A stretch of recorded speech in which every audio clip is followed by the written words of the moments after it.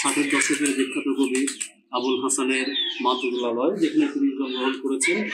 তো এই বাড়ির সন্ধানে আমরা এসে খুবই জটিলতার মধ্যে পড়ে গেলাম, কারণ এখানে দুজন আবুল হাসান, তাদের তথ্য পেলাম। একজন আবুল হাসানের এটা হচ্ছে বাবার বাড়ি ওই দিকটা, আর আমরা যে কবি আবুল হাসানের সন্ধানে এসেছি তার মায়ের বাড়ি হচ্ছে এটা। তো এই দুটো তথ্যের গোজামিলের কারণে আমরা আসলে অনেক খোঁজাখুঁজি করে অনেকজনের সাথে কথাবার্তা বলে শেষতক এই লাভলু মোল্লা ভাই তিনি আমাদেরকে নিয়ে এলেন।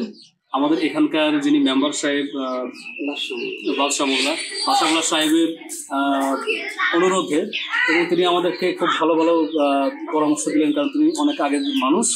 তো ওনার তথ্য পেয়ে এবং লাভলু মোল্লা ভাইয়ের সাথে কথাবার্তা বলে, এবং যিনি কিছুদিন আগে মারা গেছেন যে আবুল হাসান, যার বাড়ি বাবার বাড়ি এটা, তার ভাতিজা জনাব হাসিবুর রহমানের সাথে কথাবার্তা বলে মোটামুটি আমরা নিশ্চিত হলাম এটাই হচ্ছে আমাদের সেই প্রিয় কবি আবুল হাসানের মায়ের বাড়ি। তো এ বাড়িতে এসে আমরা খুবই আনন্দ উপলব্ধি করতে পারছি, খুবই ভালো লাগছে আমাদের। এবং আমার সঙ্গে ক্যামেরার পেছনে আছে আমার প্রিয় ছাত্র বিবেক বিশ্বাস। তো আশা করি আমাদের যে যাত্রাটা খুবই আনন্দঘন হয়েছে, কারণ শেষ পর্যন্ত আমরা সঠিক জায়গায় এসে পৌঁছতে পেরেছি।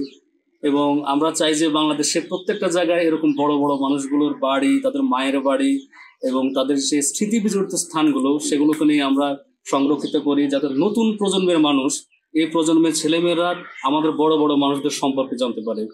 তো টুঙ্গিপাড়ার বর্ণী গ্রাম থেকে আপনাদের সবাইকে আবারও অনেক অনেক ধন্যবাদ ও শুভেচ্ছা। ভালো থাকবেন।